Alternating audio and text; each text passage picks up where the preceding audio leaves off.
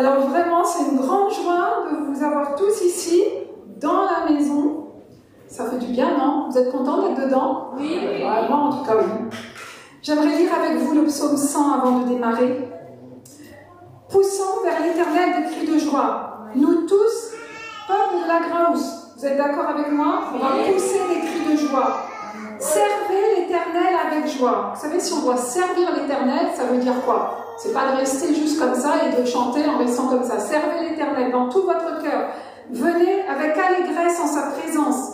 Sachez que l'Éternel est Dieu. Amen. C'est lui qui nous a fait et nous lui appartenons. Amen. Vous croyez que l'Éternel est Dieu? Amen. Ah, vous êtes avec moi. Nous sommes son peuple, le troupeau de son pâturage. Entrons dans ses portes avec des louanges, c'est ce qu'on va faire, dans ses parvis avec des cantiques. Célébrons-le, bénissons son nom, car l'Éternel est bon, sa bonté dure toujours, sa fidélité de génération en génération. Quelle promesse! Et là on dit Amen, de génération en génération. Amen. Amen. Du coup, ils ont le droit de se lever? Pas bien. Bien sûr. Ah, vous avez le droit de vous lever alors? Et devant mon chef. Non, je sais plus en fait. Devant mon chef. Finalement, je réalisais qu'on n'était pas trop mal à l'allemand, je vais être seul à pouvoir chanter sans masque.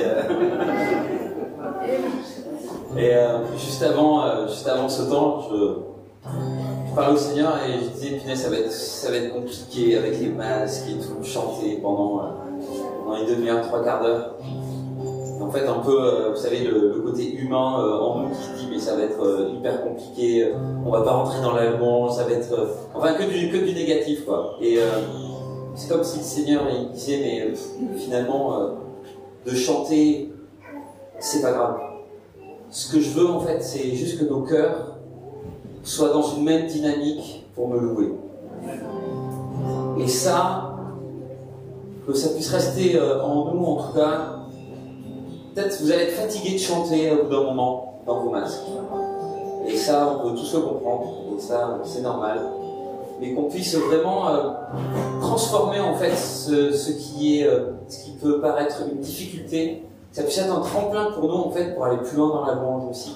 À se dire peut-être qu'à chaque fois que je vais commencer à chauffer, là, vous savez, ça chauffe là, au bout d'un moment quand on va chanter avec le masque. Et qu'on puisse en fait simplement écouter notre cœur et se concentrer en fait sur lui. Et que notre cœur en fait perde pas ce but qui est de le louer. Ça vous va? Allez, c'est notre titre de ce soir. En tout cas, on est vraiment dans la joie de pouvoir réinvestir les lieux. Et c'est vraiment chouette de tous vous voir ici.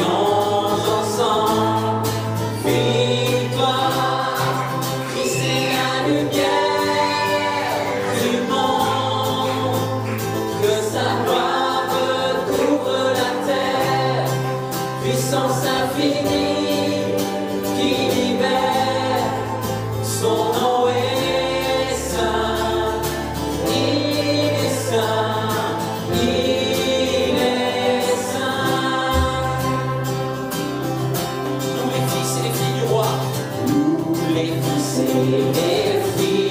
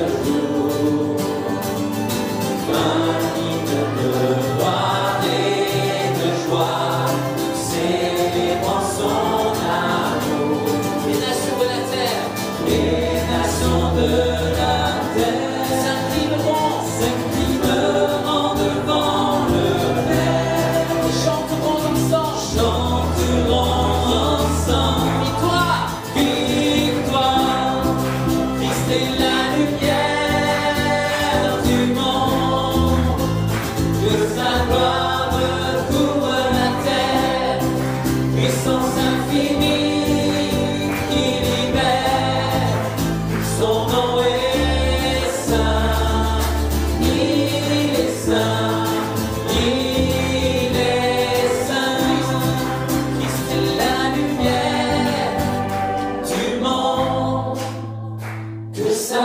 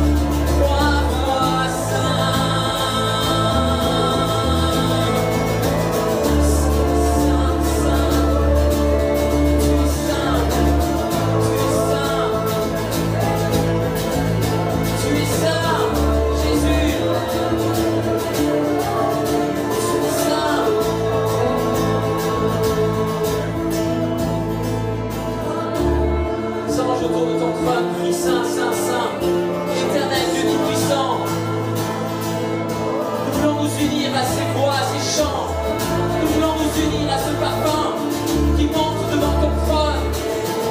Et nous voulons être élevés dans ces conditions particulières qu'il y a dans cette nation, dans ce monde.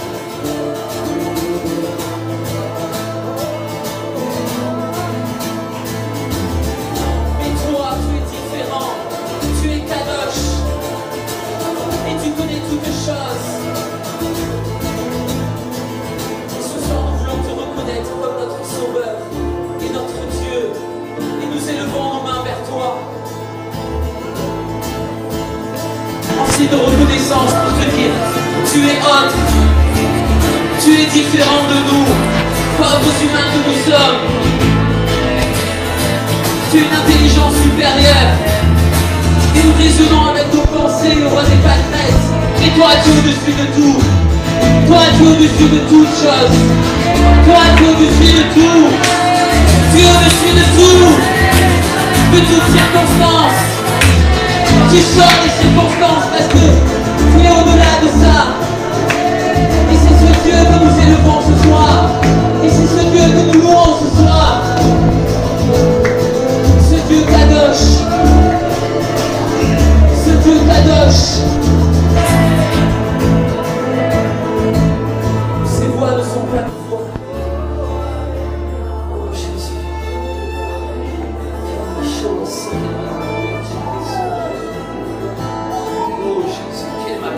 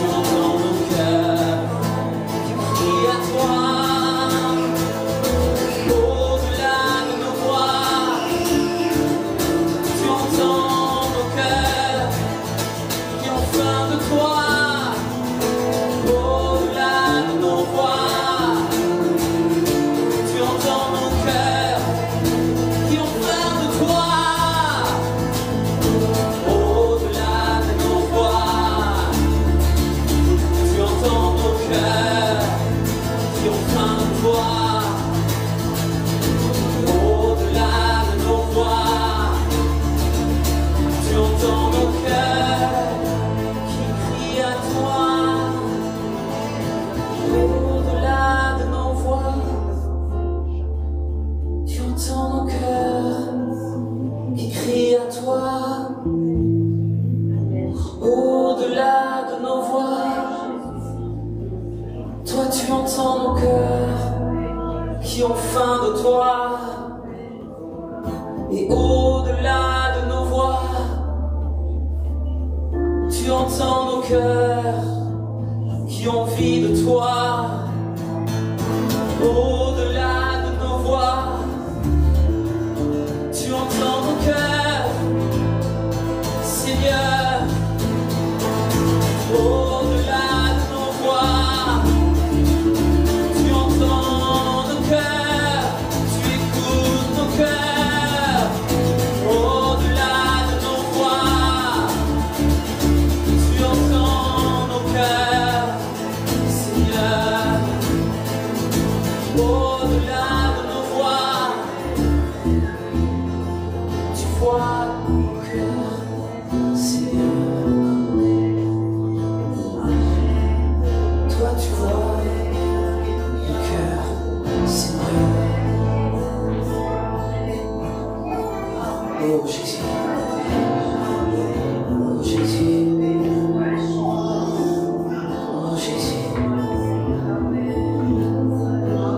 Il n'y a pas de façade devant lui. Ce soir, il n'y a pas de façade. Juste de l'authenticité qui vient de lui.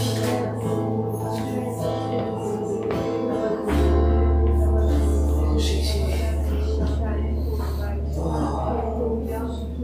Que c'est bon de te louer avec des frères et sœurs. Alléluia. Est-ce qu'on peut l'acclamer?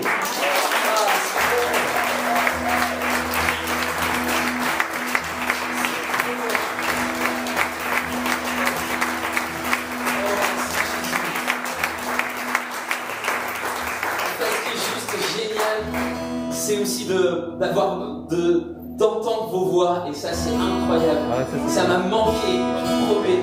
Ça nous a tous manqué, je suis sûr, à l'équipe. Ça c'est clair. Mais c'est trop bien. Franchement, juste de rechanter et de vous sentir là, c'est génial. Le chant soit comme un signe, nos louanges, un accueil. Nous sommes là pour toi. Nous sommes là pour toi. Et que ton souffle vienne des cieux, nous remplir de ta vie. Nous sommes là pour toi. Oui, on est là pour toi, Seigneur, ce soir. Nous sommes là pour toi. Nos cœurs sont ouverts au tien, nous ne te cachons rien, nous avons soif de toi. Car tu es le Dieu saint, tout notre Dieu est là, oh, que ton feu descend. Nos cœurs sont ouverts au tien, nous ne te cachons rien, nous avons soif.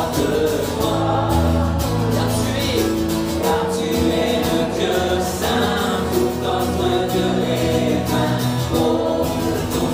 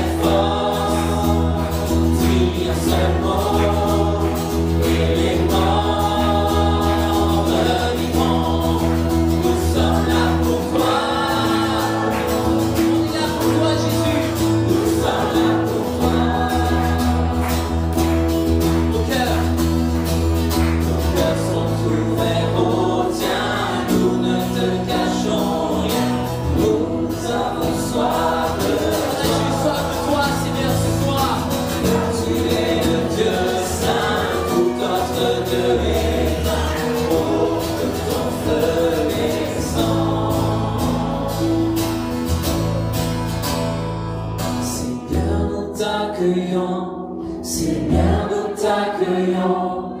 Ô roi et Dieu d'amour, tu es le bienvenu. Et encore, Seigneur, nous t'accueillons, Seigneur, nous t'accueillons. Ô roi et Dieu d'amour, tu es le bienvenu. Que notre cœur t'adore et toute âme s'éveille. Ô roi et Dieu d'amour, tu es le bienvenu. Que notre cœur t'adore et toute âme s'éveille. Ô roi et Dieu d'amour, tu es le bienvenu. Seigneur, Seigneur, nous t'accueillons, Seigneur, nous t'accueillons. Ô roi et Dieu d'amour, tu es le bienvenu. Seigneur, nous t'accueillons, Seigneur, nous t'accueillons. Ô roi et Dieu d'amour, tu es le bienvenu. Que notre cœur t'adore et toute âme s'éveille. Ô roi et Dieu d'amour, tu es le bienvenu. Que notre cœur t'adore et toute âme s'éveille. Ô roi et Dieu d'amour, tu es le bienvenu. Que notre cœur t'adore et toute âme s'éveille. Ô roi et Dieu d'amour, tu es le bienvenu. Que notre cœur t'adore et toute âme s'éveille. Ô roi et Dieu d'amour, tu es le bienvenu. Tu es le bienvenu, Jésus. Tu es le bienvenu.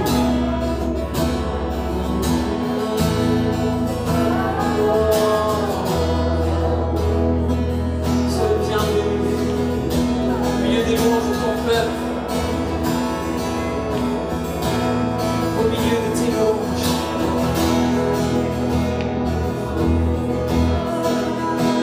Celui est un autel de louange pour la gloire de l'Éternel. Ce que je recevais ce matin, tout à l'heure en priant. Celui est un autel de louange et d'adoration pour notre Dieu.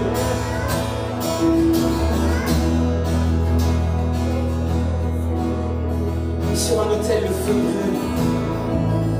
Le feu brûle continuellement.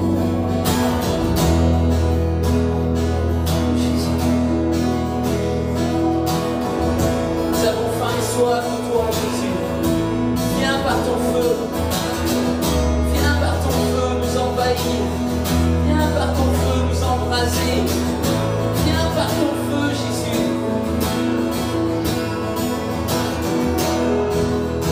Viens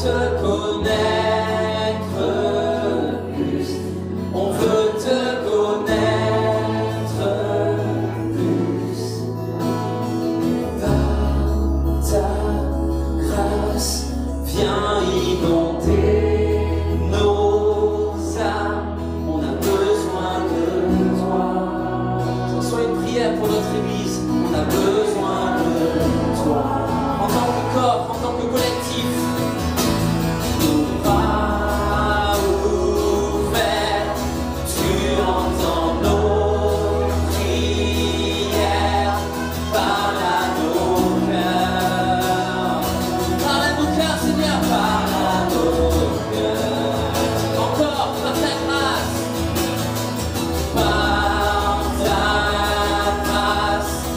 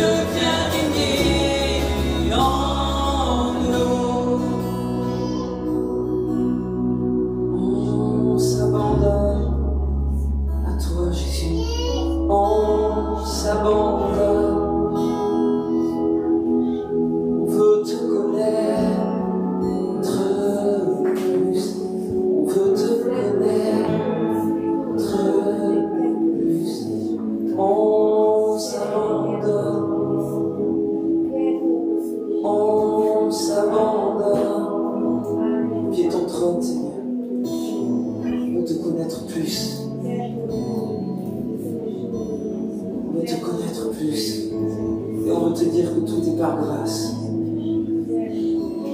Tu vois nos cœurs. Tu vois nos cœurs.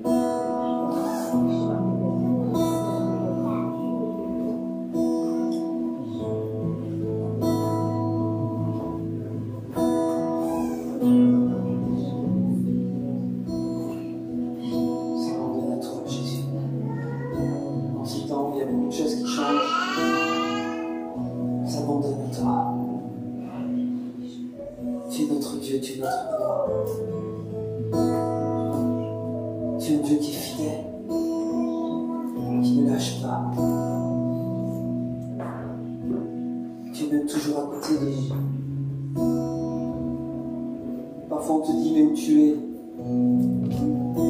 Mais tu es là. C'est juste qu'il faut que je casse la cloison qui me sépare de toi. Et toi tu es là.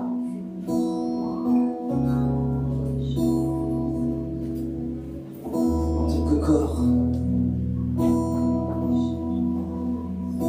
on s'abandonne à toi Jésus.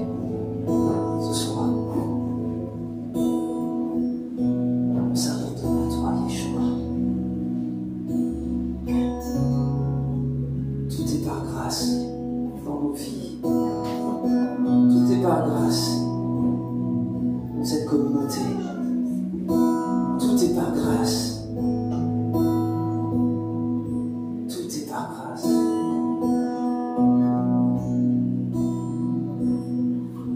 Nous juste avoir un cœur reconnaissant ce soir. On va terminer par ça. Soyons reconnaissants. Je vous invite juste à simplement nous intérioriser et dire un merci avec votre cœur pour toutes choses, pour la santé, pour tout ce qu'on ne réalise même pas que l'on a. On se lève chaque matin, on a le souffle de vie. Et encore plein d'autres choses. Prenons de la hauteur. Puisse être reconnaissant à notre Dieu, en tant que corps aussi pour cette communauté. Réalisez aussi la chance que nous avons d'avoir une communauté comme celle-là, ici.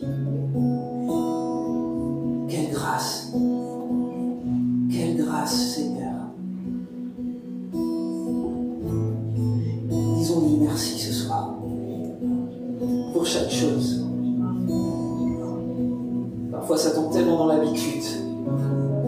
On est obligé de s'arrêter, de se poser, de dire ah mais oui, ça ne fonctionne pas tout seul. Par ta grâce.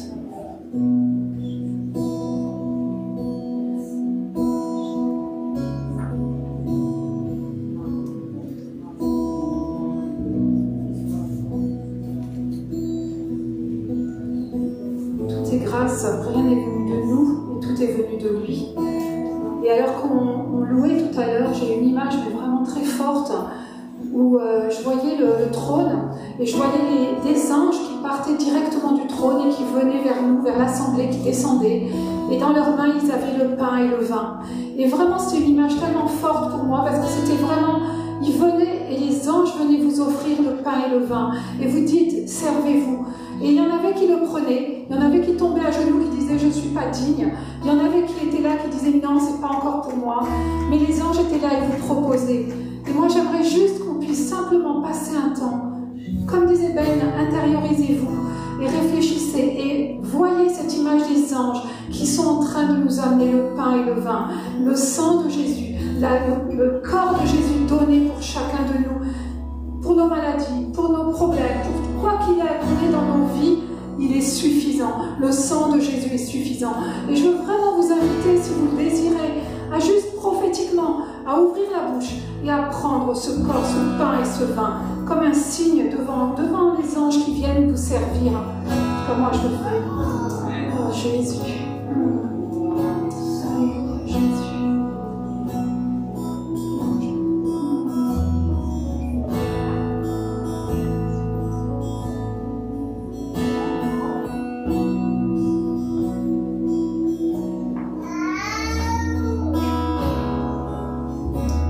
De Covid. Là, il n'y a plus d'histoire qu'on ne peut pas se donner. Les anges nous servent. C'est quelque chose vraiment extraordinaire.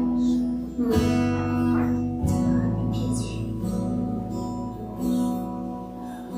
Merci Jésus. Merci pour ton sang. Merci pour ton sang qui a coulé pour nous. Merci pour ce sang que tu donnes sans réserve à chacun de nous. Quelles que soient nos vies, quelles que soient nos erreurs, quelle que soit notre condition dans laquelle on est, on ne veut pas regarder à nos circonstances, on veut regarder à toi, Jésus crucifié, ressuscité pour nous. Merci Jésus, merci pour vraiment pour ce don que tu as fait gratuitement, juste parce que tu nous as aimés. Alors Seigneur, nous, que t'apportons-nous en retour? Que t'apportons-nous en retour, Jésus? Alors que je vous laisse avec cette question, je veux vraiment inviter Maddy. On a la chance d'avoir Maddy qui va être notre oratrice ce soir. Elle va venir avec nous.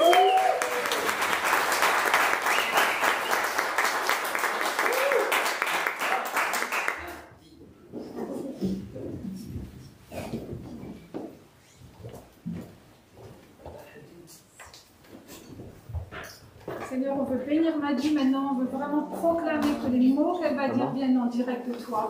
Nous voulons croire que tu donnes ta force, que tu donnes ta grâce maintenant à Maddy, et que nous soyons tous des cœurs ouverts à ce que toi tu as envie de dire.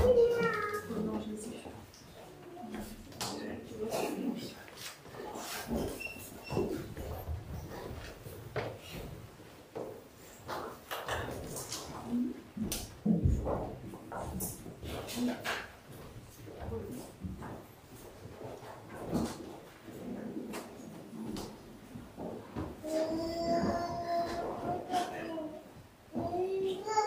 Bonsoir à tout le monde.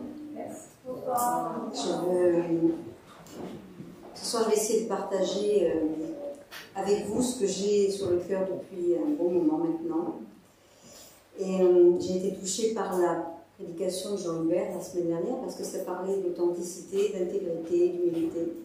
Et je pense que ce qui va être partagé ce soir, ça va dans la continuité.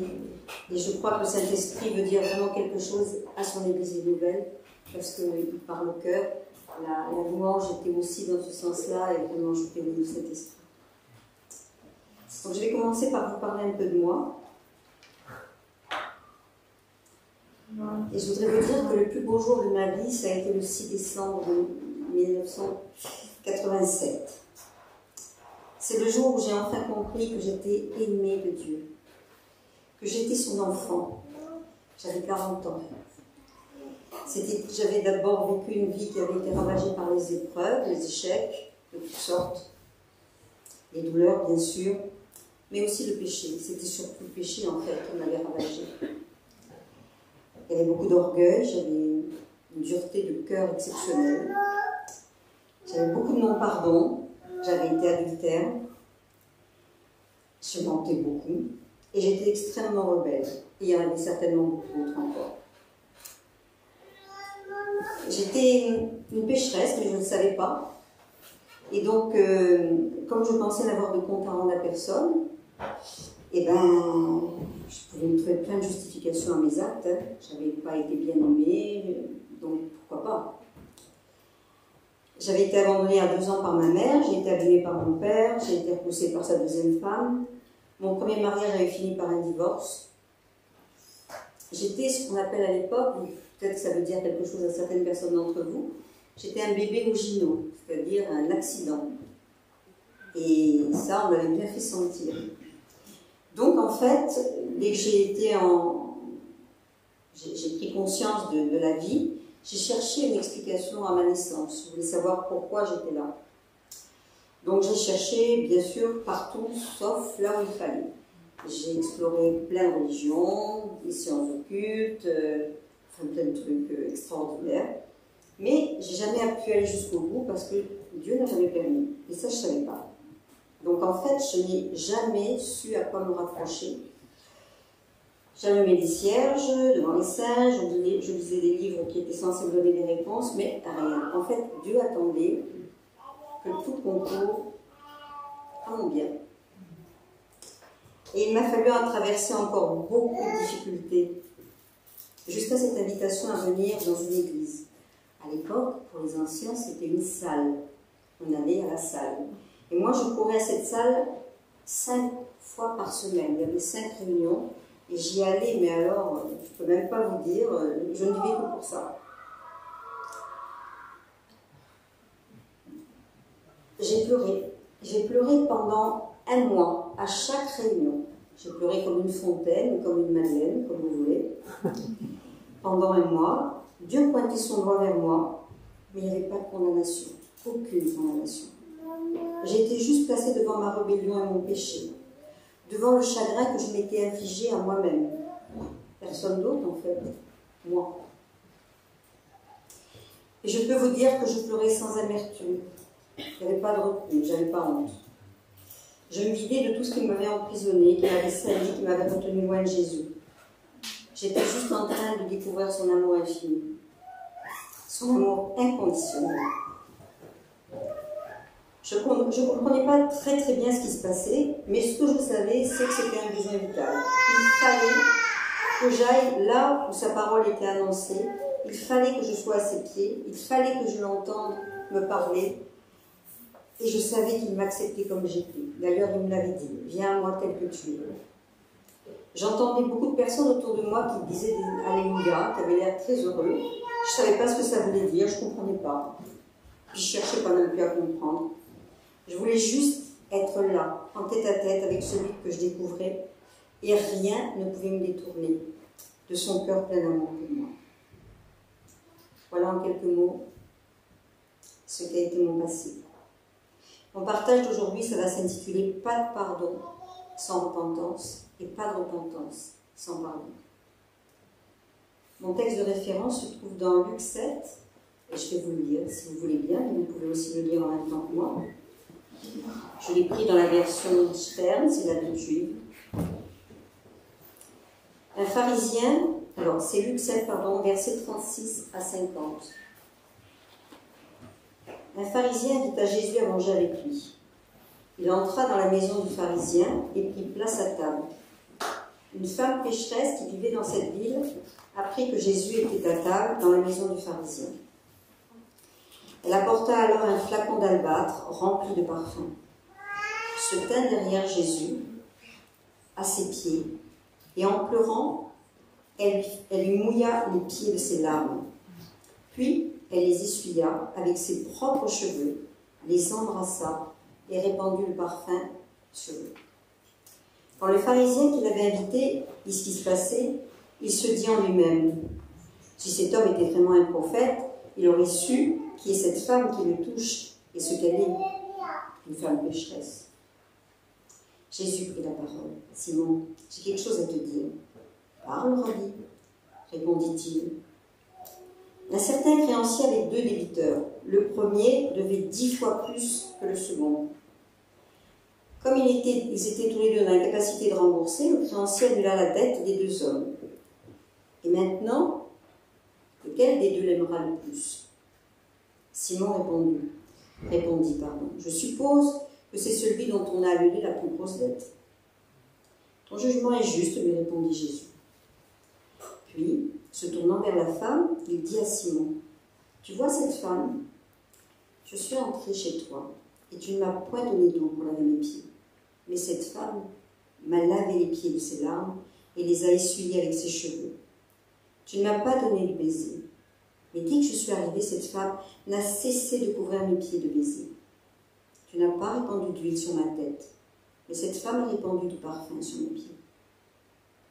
À cause de cela, je te le dis, ses péchés sont nombreux, mais ils ont été pardonnés, car elle a beaucoup aimé. Mais celui à qui on a peu pardonné aime peu. Puis, il dit à la femme, tes péchés sont pardonnés.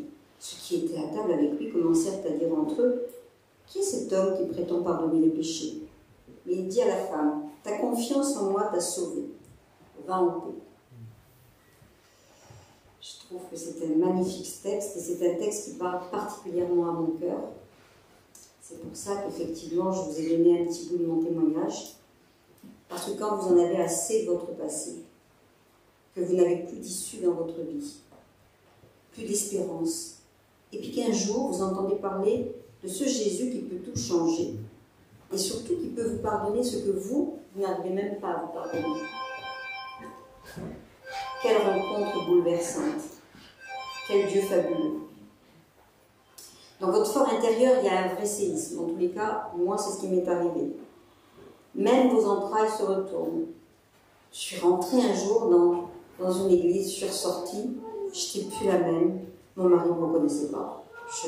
Je vivais bizarrement, je m'habillais bizarrement, je faisais tout comme rien comme avant. Mais ce que je voudrais vous dire, c'est que personne n'est jamais trop loin pour Jésus, ni trop sale. Dans cette histoire qui est rapportée par la Bible, on ne sait pas vraiment qui est cette femme. Certains ont dit que c'était la sœur de Marthe, et puis d'autres ont parlé de Marie de Magdala. J'ai fait des recherches et il n'y a rien du tout de sûr là-dessus. Et j'ai aimé un commentaire qui disait que probablement on ne citait pas son nom par délicatesse. Et ça, j'ai trouvé que c'était Jésus. Toute la ville de Naïm en Galilée la connaissait comme une prostituée. Mais ce n'était pas la peine de la nommer par son ancien nom, puisque, dans un instant, par son acte de repentance et d'amour, elle allait devenir une nouvelle créature. J'ai essayé d'imaginer comment elle est rentrée dans la maison de ce pharisien, de ce religieux. Elle a dû être bousculée. Elle a dû bousculer. Elle a dû vraiment essayer d'entrer dans cette maison de notable avec force. La Bible dit que c'est les violents qui s'emparent du royaume des cieux. Je crois qu'elle en faisait partie. Elle avait la réputation d'une femme de mauvaise vie, mais elle avait eu connaissance de la réputation de Jésus, de ce rabbi qui enseignait sur le royaume de Dieu, sur l'amour et sur le pardon. Tout le monde, de la Judée à la Samarie jusqu'à Jérusalem, avait entendu parler de lui. Il était extraordinaire, il bousculait tout. Elle savait qu'il ne condamnait pas les pécheurs. Elle savait qu'il guérissait les malades, qu'il guérissait les infirmes, les démoniaques. Elle habitait Naïm, la ville où Jésus avait ramené le fils de la veuve à la vie. Elle était décidée à placer sa confiance en lui. C'était sa dernière chance. Et des fois, comme ça, c'est notre dernière chance. Moi, c'était ma dernière chance. Avant même d'avoir reçu le pardon, son cœur était déjà plein de reconnaissance. Elle, qui avait eu de nombreux amants de passage, on peut même dire des clients, voulait se pencher sur l'époux, entre guillemets, l'époux. Elle était prête à se dépouiller et à donner sa vie sans rien retenir. Jésus avait le pouvoir de la ramener à la vie, de la laver. Elle était pressée, pas par le remords, mais par la repentance. Et vous savez bien que c'est très différent. Si nous pensons à Judas et à Pierre, l'un a eu des remords qui viennent de la culpabilité et l'autre s'est repenti amèrement d'avoir trahi son maître, son ami. L'un s'est pendu et l'autre est entré dans la destinée de disciple. Les larmes qui coulaient des yeux de cette femme étaient des larmes de repentance mêlées à des larmes de joie. C'était son jour. Le 6 décembre 87, c'était le bon jour. Jean 3,17 dit « Car Dieu n'a pas envoyé son Fils dans le monde pour juger le monde, mais pour que le monde puisse être sauvé par lui. Celui qui met sa confiance en lui n'est pas jugé, mais celui qui n'a pas de foi est déjà jugé, parce qu'il n'a pas mis sa confiance en celui qui est le seul et unique Fils de Dieu. » Elle était là pour honorer Jésus. L'amour, la reconnaissance, c'était ses vraies motivations. Elle avait la certitude au fond d'elle-même que tout enfin allait changer pour elle. Et si on regardait un peu la scène, quand elle est arrivée, elle s'est agenouillée aux pieds de Jésus. Jésus était couché, on mangeait couché de son temps, et il était face aux religieux. Il tournait le dos à la femme qui était derrière lui. Il ne s'est pas retourné. Pourtant, il a dû entendre les bruits et les contestations quand elle est arrivée. Jésus n'a pas craint pour sa réputation. Non. Il était là surtout pour elle. On ne peut pas le surprendre. Il sait qui nous sommes. La repentance, la foi se manifestait au travers de l'attitude de cette femme, qui versait des larmes qui coulaient de ses yeux et venait mouiller les pieds de Jésus. Les pieds qui ne devaient pas être propres, qui devaient être poussiéreux et sales. Voyez-vous, en ce temps-là, les femmes dignes, honorables, attachaient leurs cheveux. Mais elle, ses cheveux étaient détachés. Et elle faisait là aussi preuve d'audace, mais c'était surtout de l'amour et de l'humilité. Elle s'en sert pour essuyer les pieds de Jésus. C'était aussi un temps d'intimité. À cette époque, chez les Juifs, les Romains et les Grecs, c'était une coutume d'embrasser les pieds de quelqu'un d'important, de quelqu'un qui pouvait intervenir en notre faveur pour un besoin qui était vital. Et c'était son cas, cette femme. C'était une marque de révérence et d'affection. C'était tout ça à la fois qu'elle exprimait. Elle mesurait le poids de son péché et la nature de Jésus qui ne la condamnait pas. Ses gestes étaient spontanés, il n'y avait pas de calcul. Et puis elle aussi, elle avait amené un vase d'albâtre. Un vase qui était rempli d'un art précieux. Ça vient d'une fleur particulière qui est extrêmement rare et donc ça coûte très cher. C'était un parfum coûteux. Elle renversa tout le contenu du vase sur les pieds de Jésus. Le vase d'albâtre était offert à une petite fille quand elle naissait. Et à chaque anniversaire, on rajoutait un petit peu de ce nard pour la voir quand elle allait se marier. Et pour elle, aujourd'hui, en fait, renverser ce parfum précieux aux pieds de Jésus, c'était normal puisque c'était le jour de l'alliance. Elle venait vers l'époux. Et elle venait surtout lui donner son cœur. C'était son jour de victoire, c'était son jour de joie. Elle décidait de tourner définitivement le dos à sa vie passée et à suivre son sauveur, celui qui allait donner sa vie pour elle, celui dont Paul va parler plus tard, l'époux qui donne sa vie pour son épouse. Elle n'a jamais dit un mot. Elle n'a pas prononcé quoi que ce soit. Mais dans toute sa personne, ça reflétait la manifestation de la repentance et de son attachement sincère à Jésus. Elle tenait à abandonner à ses pieds tout ce qu'elle était et aussi tout ce qu'elle avait de plus précieux, sa vie, son cœur, son désir de changer de propriétaire, bien sûr, mais ce parfum qui devait être son seul trésor à cette femme. Elle n'avait pas l'intention de retourner à sa vie passée. Et moi, je me suis posé la question et je me suis demandé ce que nous serions prêts aujourd'hui à donner à Jésus qui nous coûte cher. Et je me pose aussi la question. Vous savez, le maquillage, les déodorants, les vêtements, les parfums, ça peut cacher beaucoup de choses, l'odeur, les imperfections, nos vies. Ça peut le faire vis-à-vis des autres, des personnes. Et ça ne le fait pas vis-à-vis de Jésus. Jésus, lui, s'intéresse à notre sincérité, à notre authenticité, comme disait Jean-Hubert la semaine dernière. Nous pouvons nous tromper nous-mêmes ou sur nous-mêmes.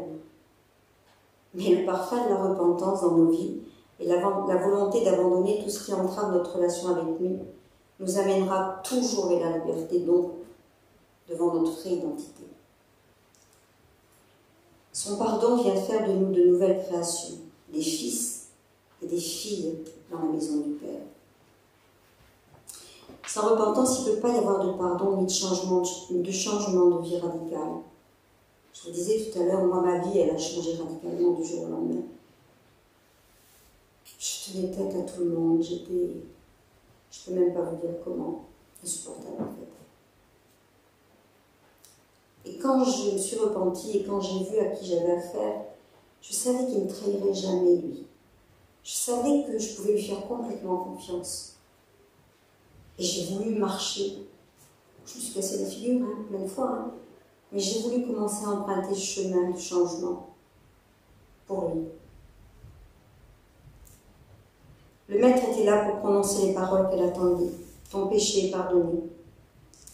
L'image de son identité serait réparée, on ne la montrerait plus jamais du doigt en parlant de sa mauvaise conduite, mais on se rappellerait que Jésus l'avait remise en liberté, en lui redonnant sa vraie nature parce qu'elle avait cru en lui, elle avait eu foi en lui. Je pense que partout où allait Jésus, c'était pour redonner la vie. Chaque invitation, chaque rencontre était pour lui une opportunité de manifester l'amour du Père. Il servait d'abord le Père. Il voulait amener le royaume de Dieu sur la terre. Et nous avons parlé de la pécheresse. Si nous voyons maintenant un peu le côté de Simon le pharisien, est-ce qu'il voulait, en invitant Jésus, honorer Jésus? Déjà, moi j'en doute parce qu'il n'a pas pratiqué les us et coutumes de l'époque. Quand on recevait un invité au Moyen-Orient, on sait ce qu'il fallait faire, mais lui n'a pas fait le lavage des pieds. Il n'a pas mis le parfum sur ses cheveux. Il ne l'a pas non plus embrassé. Quand Jésus a lu dans son cœur, il lui a donné une occasion de reprendre Simon, Simon n'a manifesté aucune repentance. Il se considérait juste de sa propre justice. Il connaissait la loi de Moïse, lui. Il était un personnage influent et reconnu. Et pour qu'il puisse manifester l'amour, il aurait fallu qu'il ait la révélation de l'homme qui était en face de lui. Et ça, il ne l'avait pas. Il avait évidemment beaucoup de péchés, mais qu'il a envie de faire une rencontre de cœur à cœur avec son invité, il n'avait pas envie. Tout le disait. Le jugement et le mépris le retenaient dans une espèce de prison religieuse. Et puis il y avait aussi sa réputation. Est-ce que nous n'avons pas, nous aussi, des fois, notre réputation à préserver? Il ne réalisait pas qu'il était hypocrite, qu'il avait un manque d'intégrité. Il avait jugé en pensée Jésus, et pourtant, quand Jésus l'interpelle, il l'appelle maître.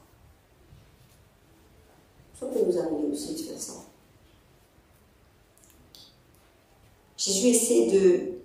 Il ne lui dit pas qu'il a lu dans ses pensées, mais il essaie de l'amener à réfléchir en lui racontant l'histoire des dettes remises.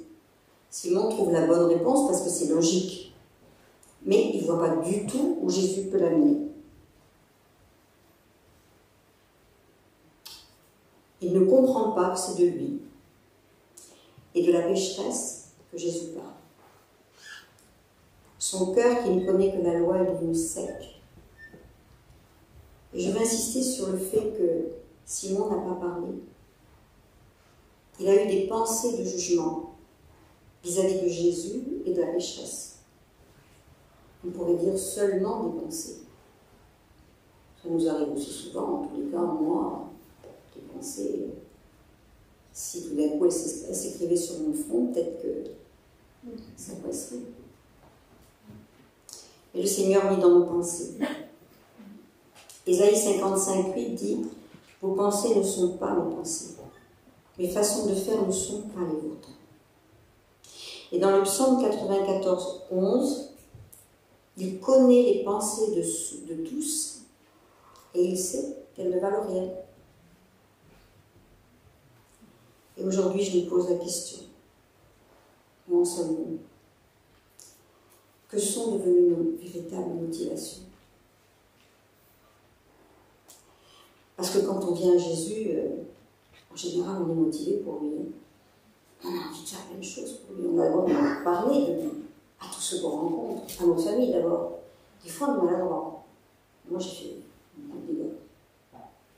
Mais on a juste envie de parler de lui. Il n'y a plus que ça qui nous intéresse. Enfin, en tous les cas, moi, il n'y avait vraiment plus que ça qui m'intéressait. Dieu, Jésus, Saint-Esprit, le salut.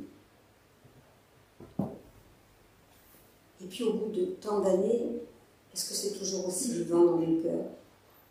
Est-ce que la reconnaissance, la gratitude, l'envie de servir est toujours là?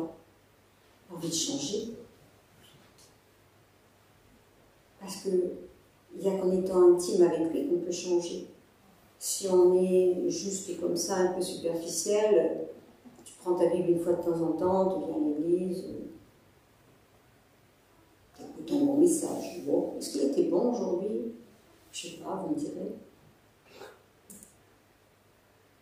Et puis on repart. Et on repart à nos occupations. encore Jésus dans notre vie? Est-ce que les gens voient la différence? Cette femme n'a pas, malgré son audace, pris le risque de parler et de rompre les conversations. En ce qui concerne les hommes attablés, rien n'est dit. Est-ce qu'ils se sont posé des questions sur cet homme? Oui, ils se sont posé la question de savoir qui était cet homme qui pardonnait les péchés, mais après, on ne sait rien d'autre. Ils ont été témoins d'une rencontre magnifique. Ils ont été témoins des attentes et de la réponse de Jésus pour cette femme. Et Jésus était le seul à savoir ce qui se passait en elle, son désir de changement. Il ne l'a pas enfermé dans sa réputation. Et il ne nous enferme pas dans notre réputation. Il voit bien au-delà. Il voit sa souffrance, il voit nos souffrances et les conséquences du péché. Il voit aussi la sincérité. Sommes-nous conscients que lorsque nous pensons connaître quelqu'un, il y aura toujours quelque chose qui nous échappera dans cette personne et que bien sûr notre jugement pourra toujours en être faussé. Jésus ne se trompe pas sur nous. Nous risquerons de porter un jugement moralisateur de religieux, enfermés dans la loi, sans nous ouvrir la grâce. La grâce qui a été manifestée par Jésus pour chacun de nous. Chacun de nous. C'est pas moi qui l'a juste choisi, c'est chacun de vous qui êtes là, chacun de ceux qui confessent son nom. Même si dans chacun de ces personnes, il y a un petit truc qui ne va pas à nos yeux.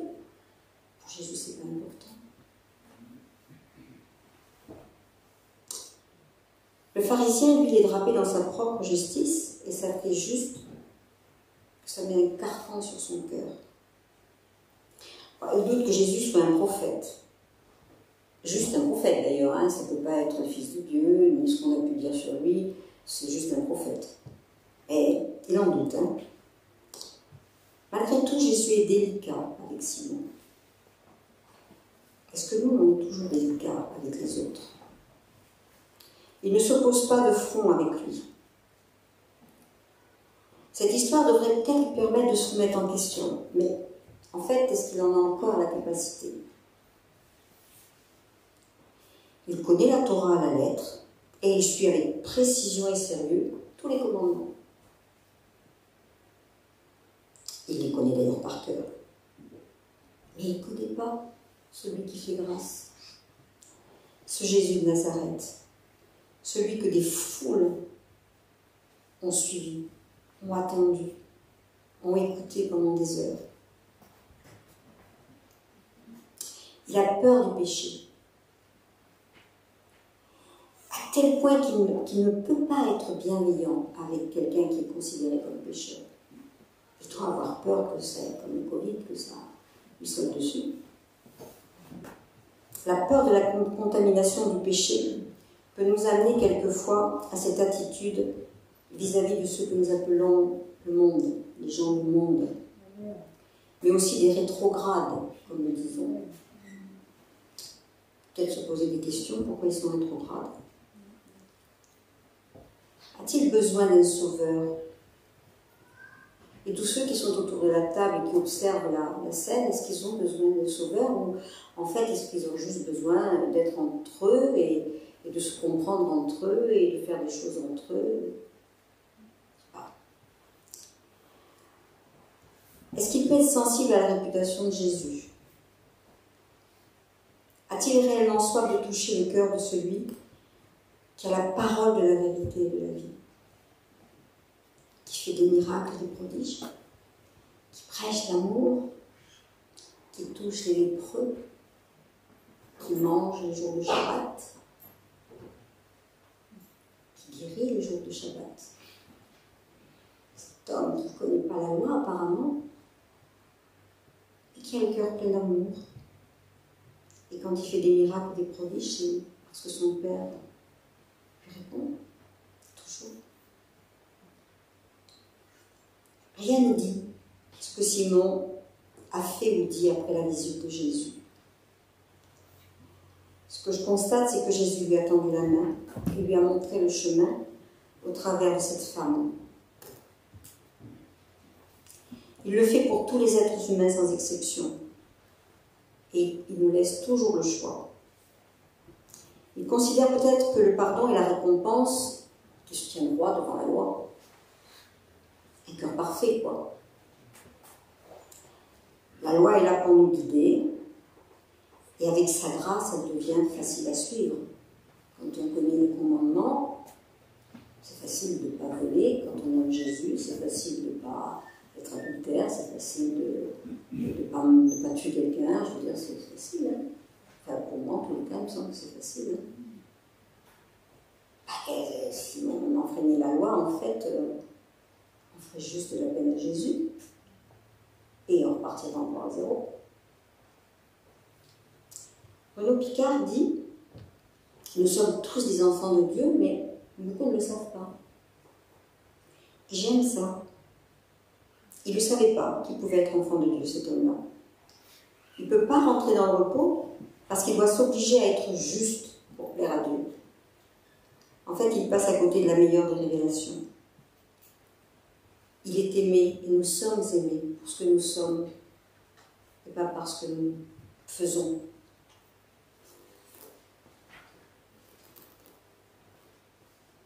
Comment je réagis vis-à-vis des gens que l'on appelle ceux du monde? Moi, c'est vraiment une question avec la source et tout ça que je me pose sans arrêt. Comment je réagis? Est-ce qu'ils voient au travers de moi la miséricorde, la compassion, l'amour? Est-ce qu'ils voient l'intérêt que je peux avoir pour eux? Je ne sais pas. Il n'y a pas beaucoup de fruits pour l'instant. Est-ce que je me sens supérieure à eux? Est-ce que je me sens moins pécheresse, plus digne, choisie? Ça, c'est le grand mot. Je ne sais pas. En tous les cas, j'ai besoin de faire le point tous les soirs, sur ma journée, sur mes différentes attitudes, sur mes paroles. J'ai besoin de revenir au pied de Jésus pour recevoir son pardon pour tout ce qui n'a pas été juste. Parce que tous les jours, en fait, si on passe de journée en journée, sans s'arrêter un petit peu, ça s'accumule, les amis. Pour moi, en tous les cas. Il me semble qu'on ne peut pas en faire économie. Saul de Tarse connaissait parfaitement la loi. Il était devenu l'ennemi de ceux qui suivaient Jésus. Son cœur était sincère, mais ses pensées et ses raisonnements étaient égarés. Et puis, on ne sait jamais comment le Seigneur va réagir, il l'a arrêté brutalement sur le chemin de Damas. Lui qui était aveugle spirituellement, maintenant il est devenu aveugle physiquement. Et c'est dans cet aveuglement physique qu'il a trouvé la vérité spirituelle. Le Seigneur est incomparable dans sa façon de faire. Il a reçu la révélation de ce Jésus et qui donne la possibilité à chacun de nous de recommencer à zéro.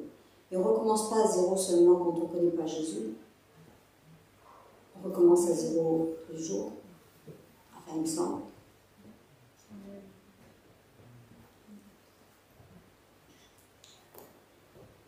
Nous avons tout le temps besoin de nous repentir pour nos mauvais choix, notre mauvaise justice, nos mauvais jugements, nos mauvais comportements, nos mauvaises pensées.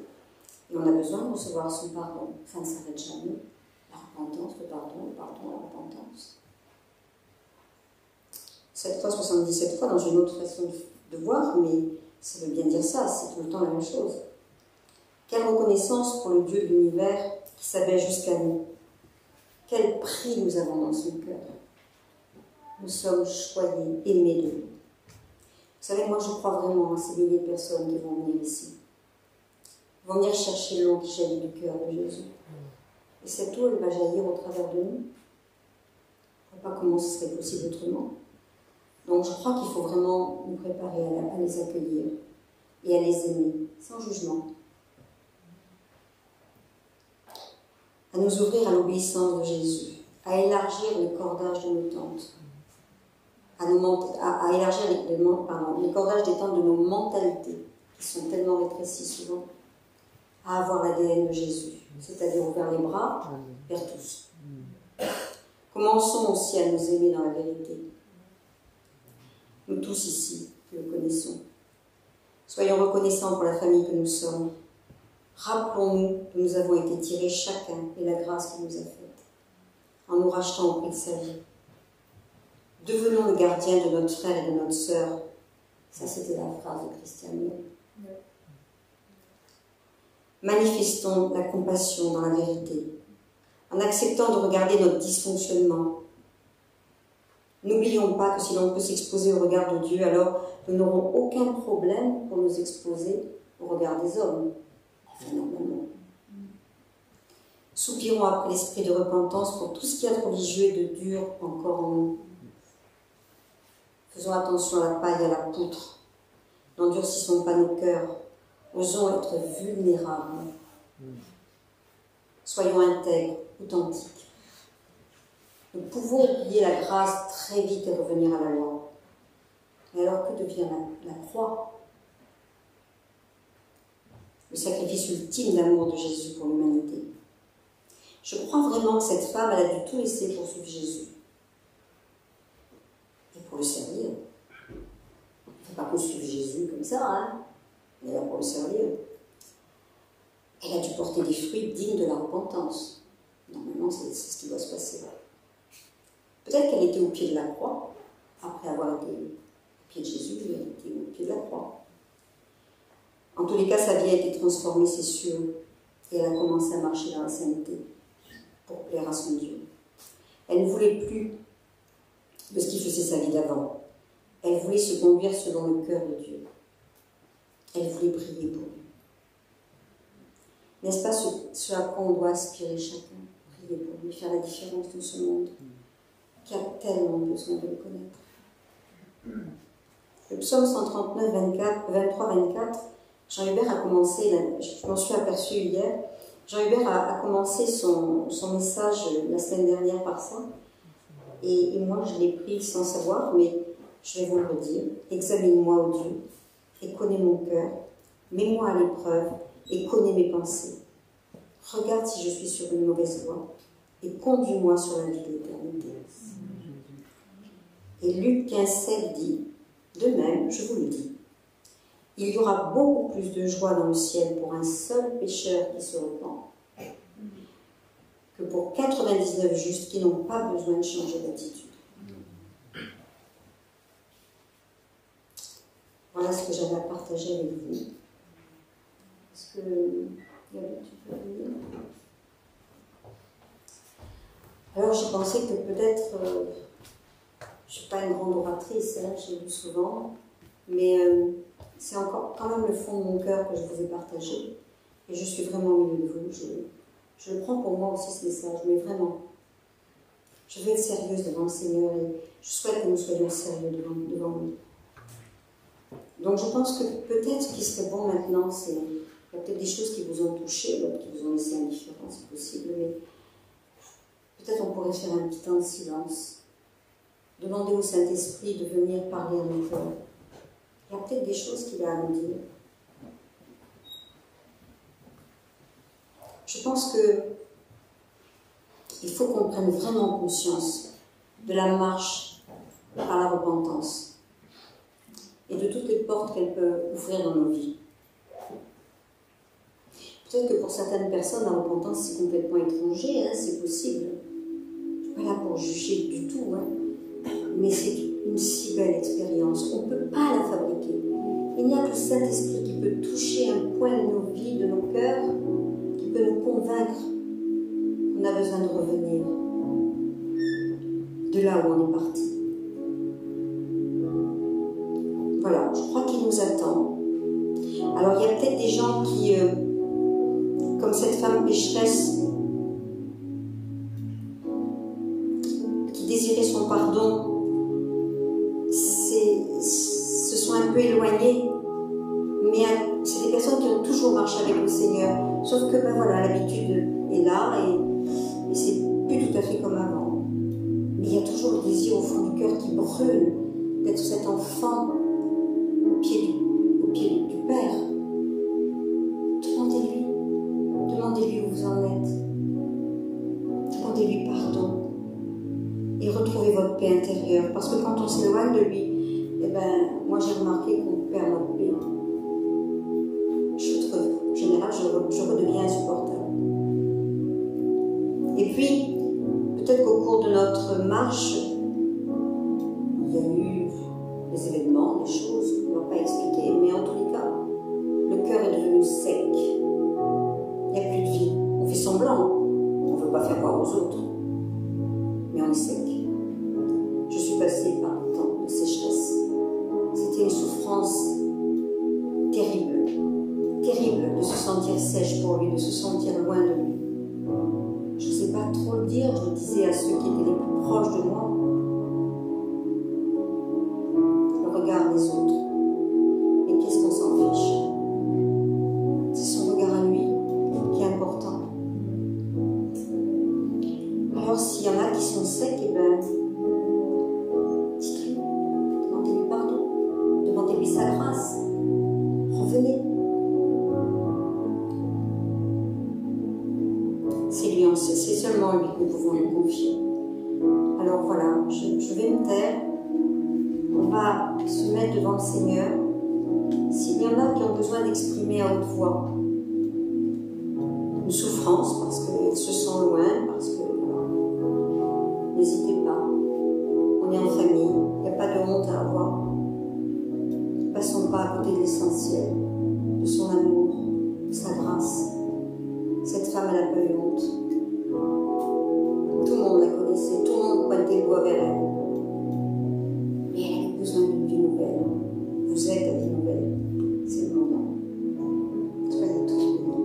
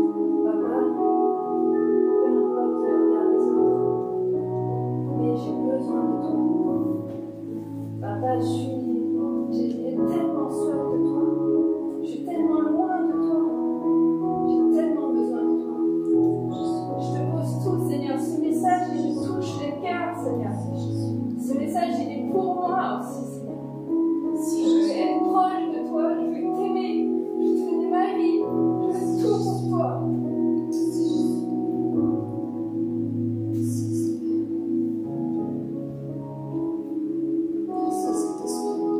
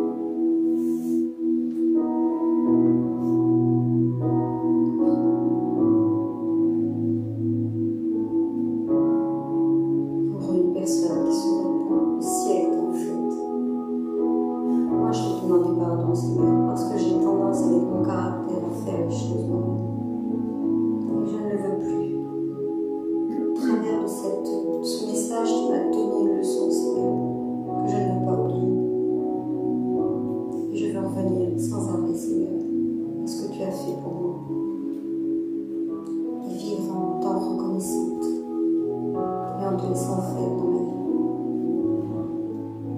Béni sois-tu.